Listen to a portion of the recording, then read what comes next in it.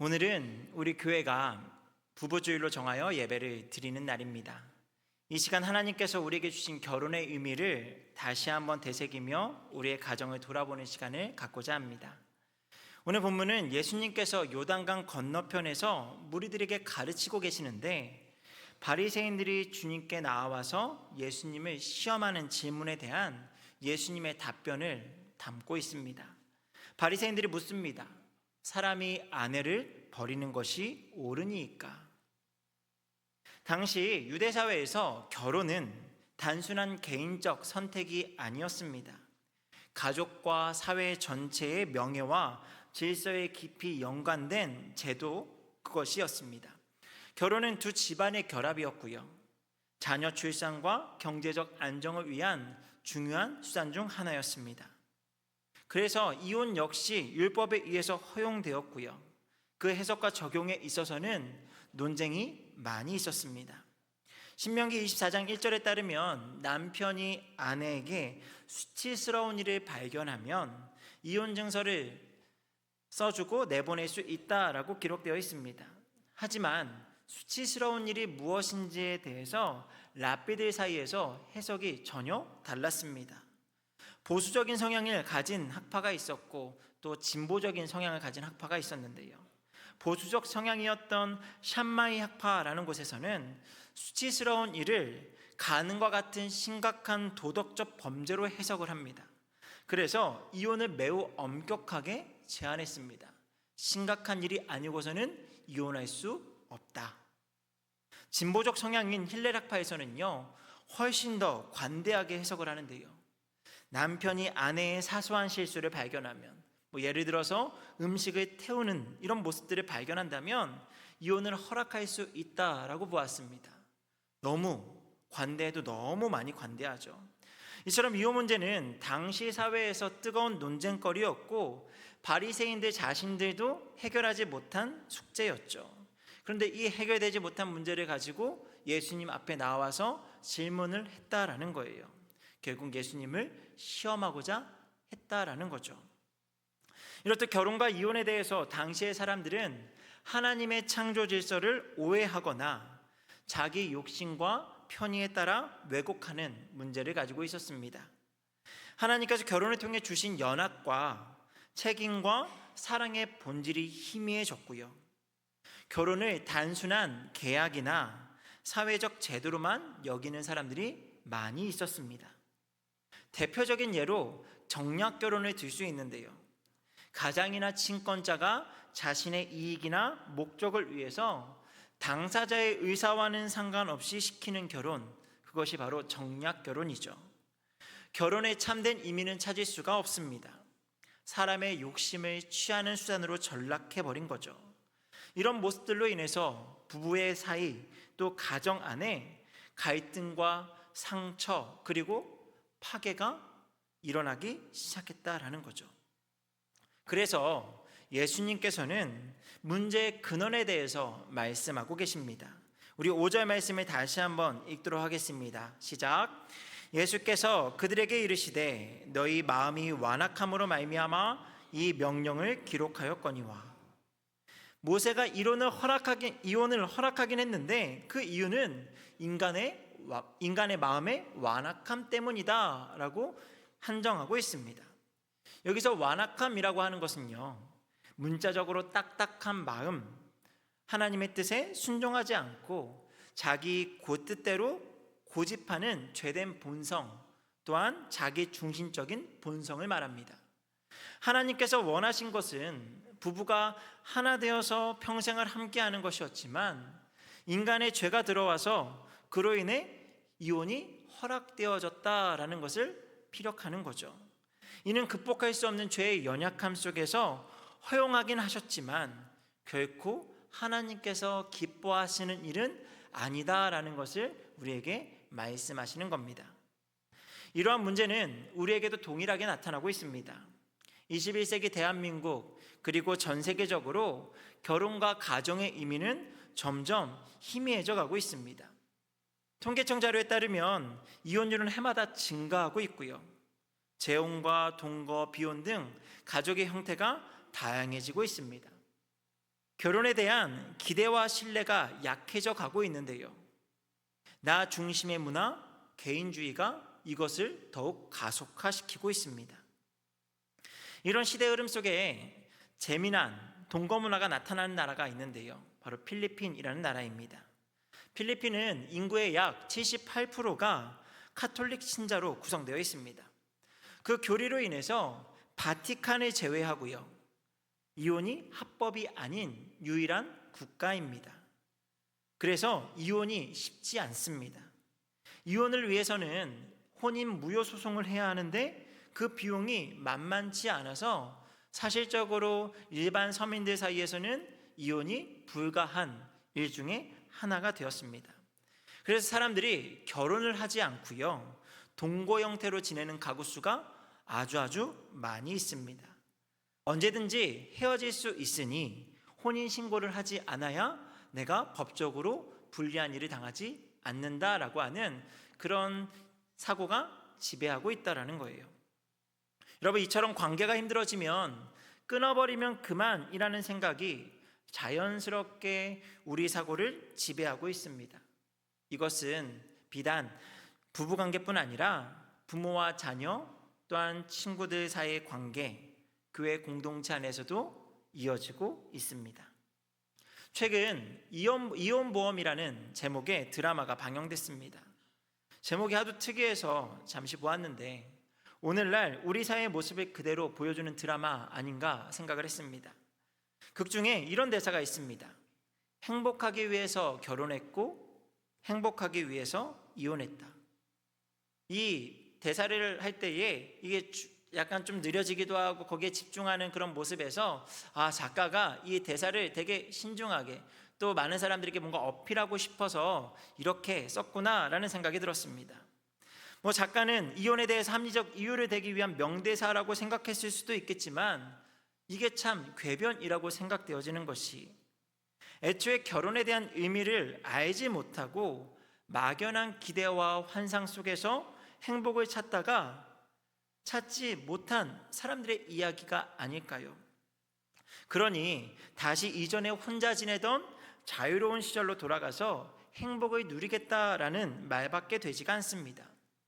둘이 하나가 되는 과정에서 불편하고 힘이 드니까 그걸 포기하고 다시 하나가 편하다라고 하는 개인주의를 선택하는 변명에 지나지 않는다라는 겁니다. 여러분은 어떠십니까? 행복한 가정들에 대해선 참으로 감사한 일입니다. 하지만 아마 우리 중 많은 성도들 사이에서도 적지 않은 가정들에 갈등과 어려움이 있었거나 아니면 현재형으로 그런 어려움을 겪고 계실 수도 있으리라 생각됩니다. 오랜 세월을 함께 살아온 부부 사이에도 서로에 대한 서운함과 상처, 때로는 깊은 갈등과 오해가 쌓일 수밖에 없죠. 자녀 문제, 경제적인 어려움, 때로는 건강의 문제, 아니면 인생의 여러 굴곡을 지나오면서 그것이 오히려 서로에게 힘이 되어지고 서로를 더 애틋하게 바라봐야 하는데 오히려 그것 가운데 관계가 점점 더 멀어져 가고 있고요. 함께 살아도 마음은 멀어진 채 각자의 삶을 살아가는 경우가 허다하다라는 거죠. 이런 현실 속에서 사람들은 사랑과 헌신, 또한 인내와 용서를 포기합니다. 대신에 자기의 감정, 자기의 행복, 자기의 만족을 더 중요하게 여기며 살아가고 있습니다. 결국 부부는 하나가 아니라 결혼 이전으로 돌아가서 각자로 살아가는, 또한 가정은 사랑과 연합의 공간이 아니라 갈등과 외로움의 공간으로 변해가고 있는 것이 우리의 모습이 아닐까요? 오늘 말씀은 상당히 조심스러운 주제입니다. 저 역시도 이 말씀을 준비하면서 꽤나 많이 곤욕스러웠고 이 말씀을 전하는 데 있어서 많이 부담스러웠다라는 거죠.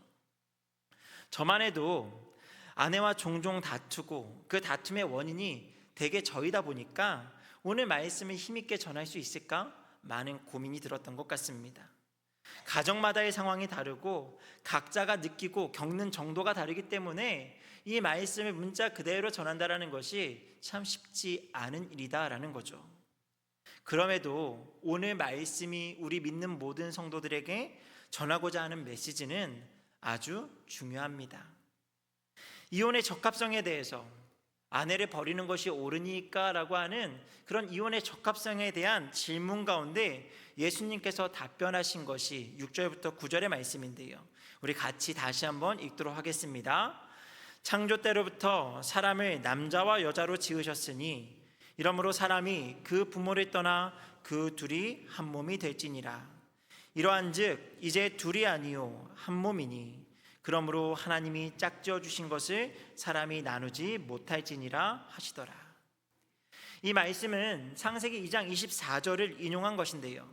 결혼이 인간의 제도가 아니라 하나님의 창조 질서 아래 하나님께서 우리에게 주신 선물이다라는 것을 분명하게 선언하고 있습니다. 그것도 인간에게 처음 주신 선물, 하나님의 선물이 바로 결혼이다라는 거죠. 그래서 하나님이 짝지어 주셨다라는 걸 강조하고 있습니다. 헬라어 원문에서 짝지어 주셨다라고 하는 주다라고 하는 동사가 부정 과거형이라는 시제가 쓰이는데요. 하나님께서 단번에 영원히 결합시키셨다. 이젠 끝난 일이고 이미 완성된 일이다. 변함이 없는 일이다라는 것을 분명하게 강조하고 있습니다. 다시 말해 결혼은 일시적인 계약이 아니고 창조의 원리와 하나님의 주권에 근거한 영원 불변의 언약이다라는 거예요. 결혼은 단순한 계약이나 제도가 아니고요. 하나님께서 직접 짝지어 주신 인생에서 가장 깊고도 신비한 연합의 관계라는 거죠. 그래서 이 결합은요, 이 세상 우리가 살아가면서 갖는 다른 어떤 관계보다 우선하는 관계가 됩니다. 독점적인 관계임을 우리는 명심해야 합니다. 그 관계의 우선성은요, 심지어 부모와 자녀의 관계보다도 앞서게 됩니다. 그게 성경이 말하는 질서인데요.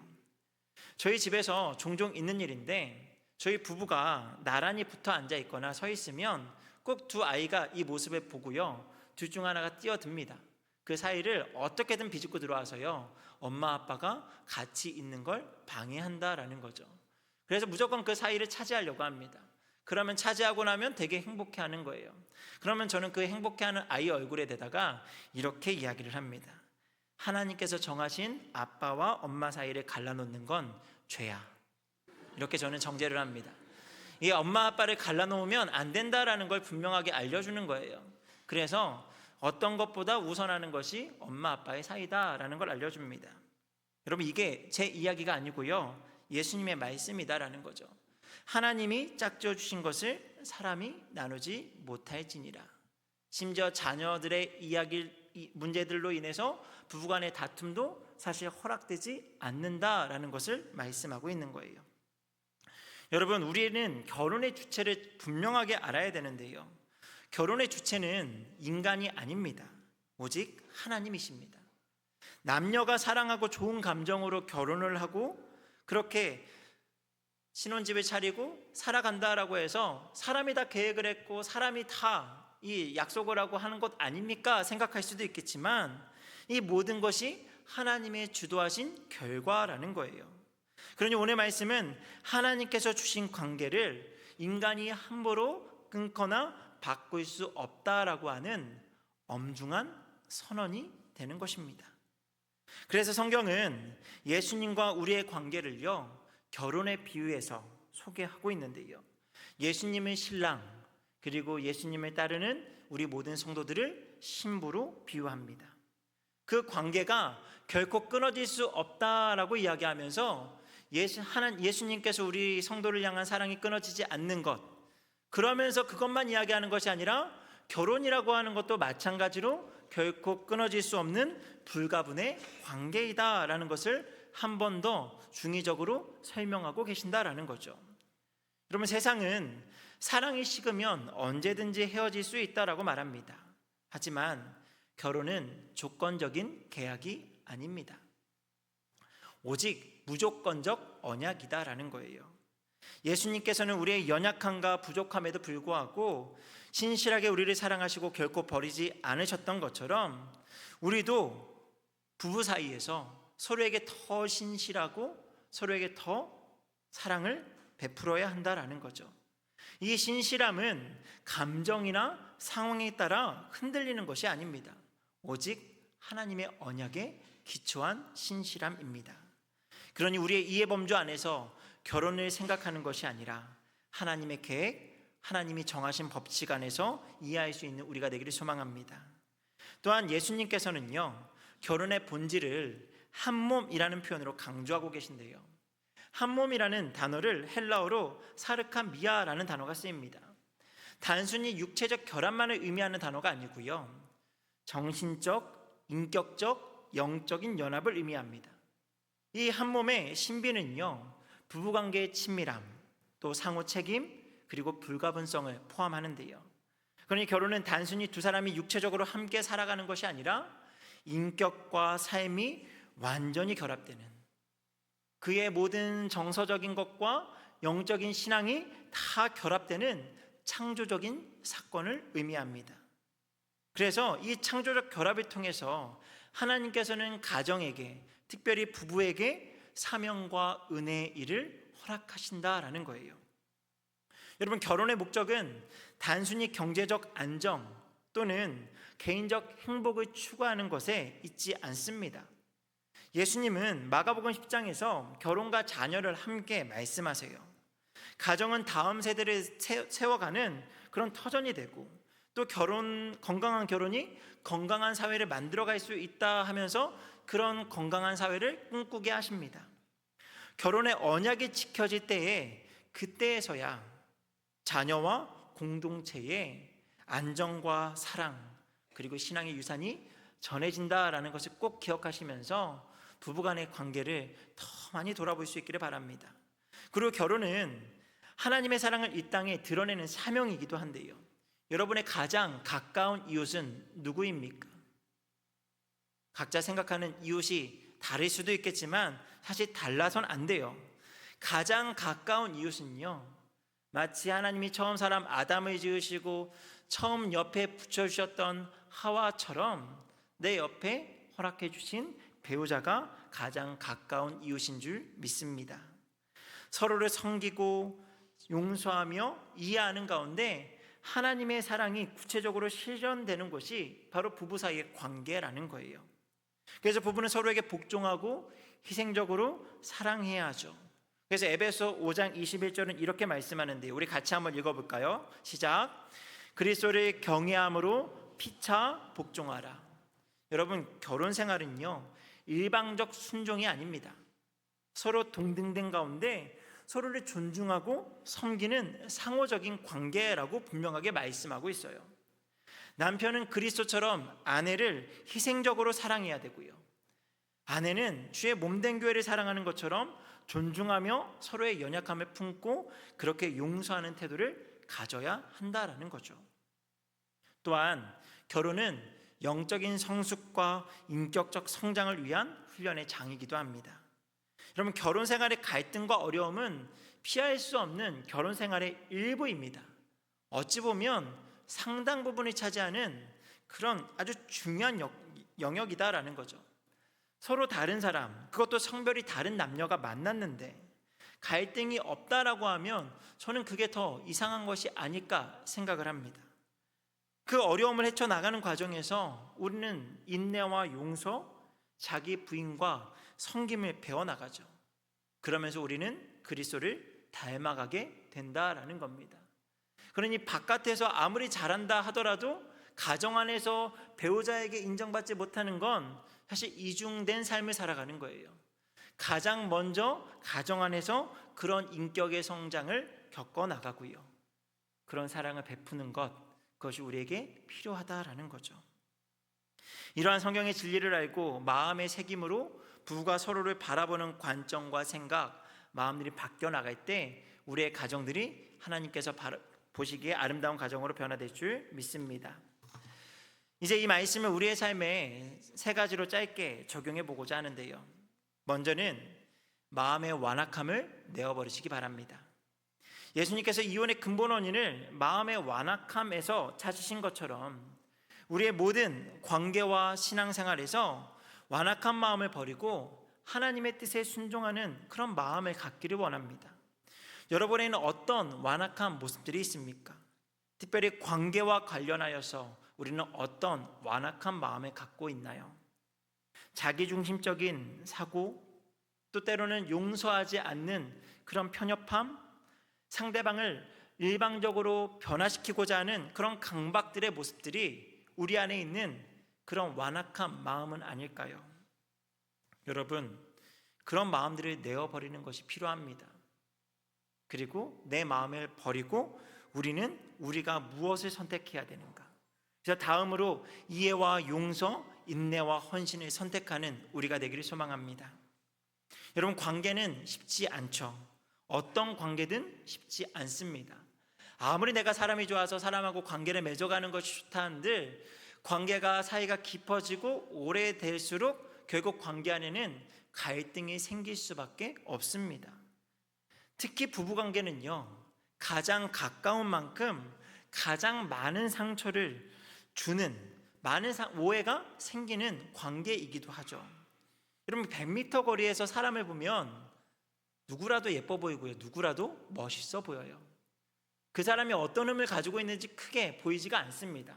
아, 저기 참 괜찮은 사람이 지나가고 있구나, 저 사람 참 괜찮다 여길 수 있다라는 거죠. 하지만 가까이서 보면 뭐가 보이죠? 흠이 보인다라는 거예요. 가깝게 지내는 부부는요, 서로의 흠을 누구보다 가까이에서 보는 존재입니다. 때론 각자가 가지고 있는 가시에 서로를 찌를 수 있을 만큼 가까운 관계가 바로 부부관계 아닌가요? 그래서 오랜 세월 함께 살아오며 서로에게 익숙해지고 때로는 실망과 서운함, 상처와 갈등이 쌓이다 보면 우리는 서로에게 소원한 마음을 가질 수밖에 없습니다. 그런데 세상은 관계와 가정, 결혼의 의미를 점점 가볍게 여기고 내 행복, 내 감정, 내 만족을 우선하는 것이 멋진 인생이라고 말을 하니까 우리 안에 큰 혼동이 생기는 거죠. 그래서 마치 요즘에는 황혼 이혼이 참 유행입니다 라고 하면서 참을 만큼 참았으니까 이제는 그만 참고 각자의 인생을 살아가는 것이 참 멋진 인생이다 라고 박수를 쳐주는 것, 이것이 오늘날의 풍조 아니겠습니까? 하지만 성도는 하나님의 창조 질서, 그분의 뜻과 말씀을 삶의 기준으로 삼아야 하죠. 내 감정이 아니라 하나님의 뜻을 먼저 구하고 세상의 유행이 아니라 말씀의 원칙을 붙들고 살아가는 믿음의 결단이 필요합니다. 그래서 내 감정과 상황에 따라서 관계를 끊고자 하는 것이 아니라 이해와 용서, 인내와 헌신을 선택하는 거죠. 서로의 약함을 이해하고요, 실수와 상처를 용서하며 기다려주고 부족한 것을 채워주는 그런 헌신으로 살아가는 저와 여러분 되기를 주님의 이름으로 축복합니다. 마지막으로요, 복음의 신실함을 붙드는 저와 여러분 되기를 소망합니다. 결혼의 신비는요, 곧 그리스도와 교회의 신실한 언약이다라는 것을 우리에게 말씀하죠. 주님께서 우리를 결코 버리시지 않는 것처럼 우리도 주님을 신실하게 따르고요, 또한 부부 사이에서도 이 법칙이 그대로 적용되어서 서로를 신실하게 사랑하는 거예요. 여러분, 신실함이라는 것은요, 상황이나 감정에 따라 변하는 것을 말하지 않습니다. 변함이 없는 것을 신실하다라고 해요. 하나님의 성품을 닮은 덕목이 바로 신실함입니다. 결혼 생활이 당연히 힘들고 어렵죠. 하지만 그때마다 신실함을 붙드는 겁니다.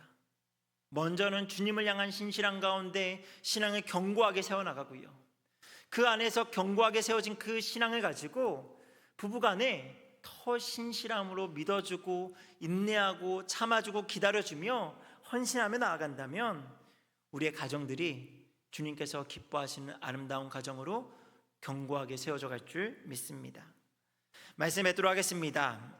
이 시대는 가정과 결혼의 의미를 점점 잃어가고 있습니다. 하지만 우리 믿음의 가정들은 달라야겠습니다. 우리의 가정마다 하나님의 창조 질서와 관계의 소중함이 다시 회복되기를 바랍니다. 이를 위해서 내가 속한 가정, 내 배우자를 하나님의 선물로 여기고 있는지, 내 마음에 완악함이 자리 잡고 있지는 않은지 돌아보시기 바랍니다. 배우자와의 갈등을 겪고 있다면 그 안에서 하나님의 뜻을 구하고 있는지, 내 결혼 생활이 그리스도와 교회의 관계를 반영하고 있는지 돌아보시기 바랍니다. 그리고 가정에서 배우자와의 관계에 어려움을 겪었거나 겪고 계신 분들에게도 말씀을 통해 권면하고자 합니다. 말라기 2장 16절에 보면 하나님께서는 분명히 말씀하시죠. 나는 이혼을 미워한다. 하지만 상처 입은 자를 정죄하지 않으신다라고도 말씀하시죠. 여러분, 이혼은 하나님의 본래 뜻이 아닙니다. 하지만 인간의 연약함과 죄로 인해 불가피한 경우가 있음을 성경도 인정하고 그것을 모세를 통해서 말씀으로 우리에게 주셨습니다. 그러니 이혼을 경험한 이들에게는 정죄가 아니라 회복과 치유, 하나님의 은혜가 필요함을 교회가 함께 기억해야만 합니다. 또한 자신도 자신의 상처와 과거를 치유받는 과정이 선행되어야 함을 알고요, 과거의 아픔에 얽매이는 것이 아니라 하나님께서 이후로 나의 삶 가운데 이루실 새로운 은혜의 일들, 특별히 그것이 또 새로운 가정을 이루어가는 일들이라고 한다면 그 안에서 다시금 오늘의 말씀을 붙잡고 하나님께서 기뻐하시는 아름다운 믿음의 삶을 살아갈 수 있기를 주님의 이름으로 축복합니다. 오늘 이 시간 하나님께서 우리 모든 사람에게 주신 첫 번째 선물, 결혼의 의미를 바르게 깨달을 때에 하나님께서 우리의 가정과 우리의 모든 관계를 새롭게 하시고 회복시키시는 은혜와 평강을 가득 부어주실 줄 믿습니다. 이 모든 은혜를 마음껏 누리는 우리 모두가 되기를 주님의 이름으로 축복합니다. 우리 같이 기도하기 원합니다. 오늘 말씀을 생각하면서 함께 기도하기 원하는데요, 부부주의를 맞아서 우리가 꼭 오늘 한 날만 생각하는 것이 아니라 평생에 우리가 함께 동반자로 또 돕는 배필로 만나게 해주신 하나님의 귀한 선물인 나의 배우자, 또 우리의 가정을 나는 어떻게 생각하고 있는지, 나는 얼마나 귀하게 여기고 얼마나 사랑하고 있는지, 나는 얼마나 인내하고 용서하고 정말 그 가운데 하나님의 사랑 가운데 신실함을 붙들고 있는지 우리 가정을 생각하면서 함께 기도하시고요, 또한 내가 어려움을 겪고 있고 이전에 겪었다라고 한다면 하나님의 은혜가 다시금 내 안에 충만하여져서 그 가운데 회복이 일어나게 하시고, 그래서 하나님께서 기뻐하시는 아름다운 삶, 또 아름다운 신앙, 또 아름다운 가정을 이루어갈 수 있는 우리가 되게 해달라고 같이 말씀을 붙잡고 함께 기도하기를 원합니다. 함께 기도하겠습니다. 아버지 하나님 감사합니다. 주님, 이 시간 오늘 말씀을 통하여서 우리의 가정을 다시 한번 돌아보게 하시니 감사합니다.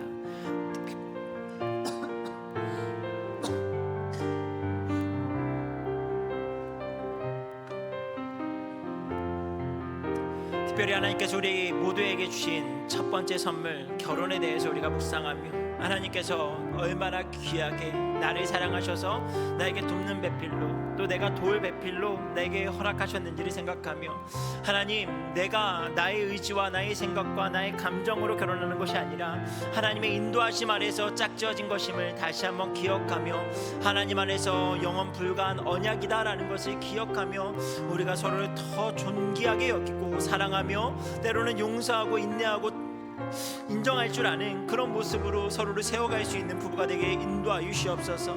이 안에서 하나님의 사랑을 마음껏 실천하는 우리가 되게 하시고, 하나님께서 우리에게 베푸신, 하나님께서 우리에게 원하시는 사명을 이루어가는 정말 가정이 되게 하시옵소서. 아름다운 믿음의 가정으로 하나님의 영광을 드러내기를 소망하옵니다. 아버지, 우리를 붙들어 주시고 우리가 그러한 가정을 꿈꿀 수 있도록 인도하여 주시옵소서. 아버지, 아직 그러한 아버지 가정을 이루지 못한 청년들, 어린 자녀들이 있다면 하나님께서 그런 마음을 하나님께서 깨닫게 하시고 알게 하셔서 믿음의 아름다운 가정을 꿈꾸게 하시고, 혹여나 개인의 상황 가운데 어려움을 겪었고 또 아픔이 있었다면 하나님께서 그 마음을 먼저 찾아가 위로하여 주시고, 그 마음 가운데 하나님께 다시금 일어날 힘을 주셔서 이 땅에서의 모든 사람과의 관계, 특별히 또한 이성과 또 사랑하는 배우자를 또 만나 아름다운 믿음의 가정을 이루어갈 수 있는 그런 하나님의 복된 삶을 살아갈 수 있도록 우리를 붙들어 주시옵소서. 다만 우리가 이 말씀을 마음의 중심 삼아 우리의 마음에 아버지요 온전히 아버지요 새겨 정말 어떠한 삶을 살아가든지 어떠한 관계를 이루어가든지 이러한 말씀을 아버지 온전히 실천하며 나아가는 그런 가정들이 될 수 있도록, 우리의 삶이 될 수 있도록 인도하여 주시옵소서. 주님 감사합니다.